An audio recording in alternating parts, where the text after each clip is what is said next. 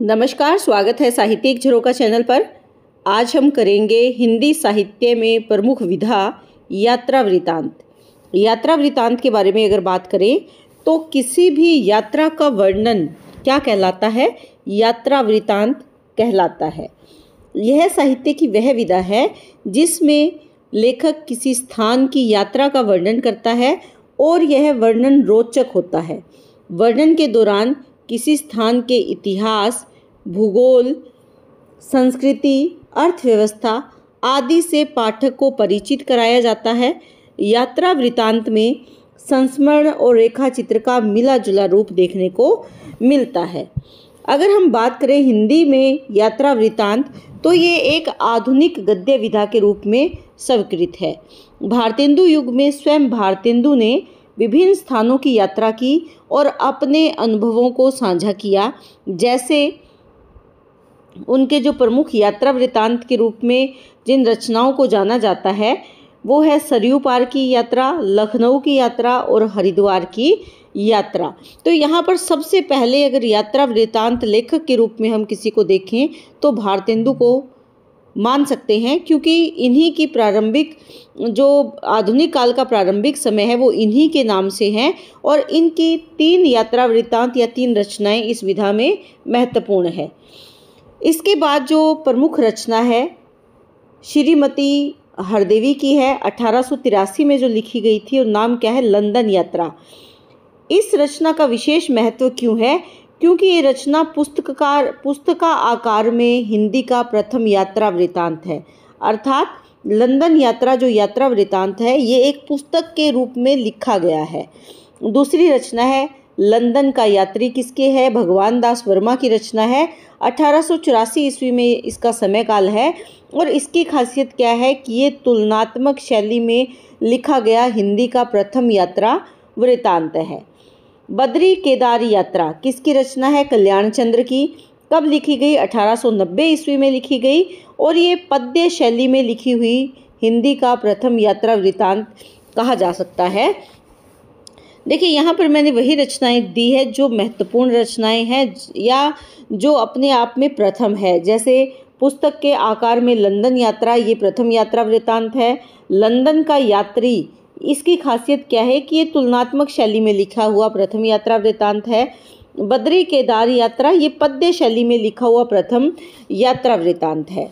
मेरी यूरोप यात्रा गणेश नारायण सोमानी का है। कब लिखा गया? 1932 में।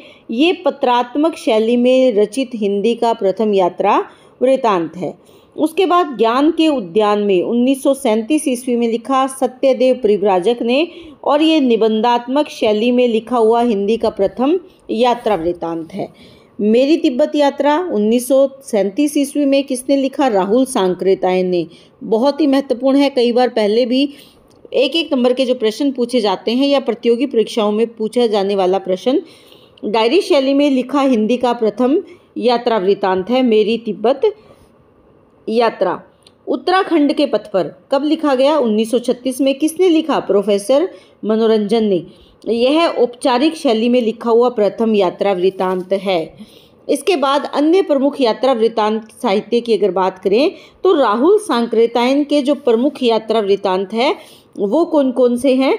यहाँ पर कुछ महत्वपूर्ण राहुल सांकृत्यायन के यात्रा वृत्तांतों को शामिल किया है। जैसे तिब्बत में 1.25 वर्ष, मेरी यूरोप यात्रा, मेरी तिब्बत यात्रा, रूस में 25 मास, चीन में कम्यून, चीन में क्या देखा, राहुल यात्रावली। तो ये राहुल सांकृत्यायन की प्रथम जो प्रमुख यात्रा वृत्तांत रचनाएं हैं।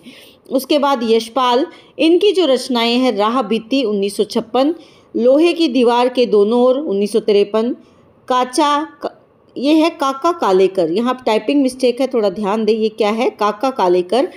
हिमालय यात्रा, काका कालेकर की जो रचनाएं हैं हिमालय यात्रा, सूर्योदय का देश 1955 में लिखा गया। यहाँ नाम में टाइपिंग मिस्टेक है। ये है काका कालेकर। इनकी प्रमुख रचनाएं कौन सी है? हिमालयची यात्रा और सूर्योदय का देश। हिमालय की यात्रा है, यहाँ पर भी थोड़ा सा ध्यान दें। हिमालय की यात्रा 1948 है और सूर्योदय का देश 1955 है। इसके बाद विष्णु प्रभाकर को अगर देखें तो इनकी प्रमुख रचनाएं कौन सी है?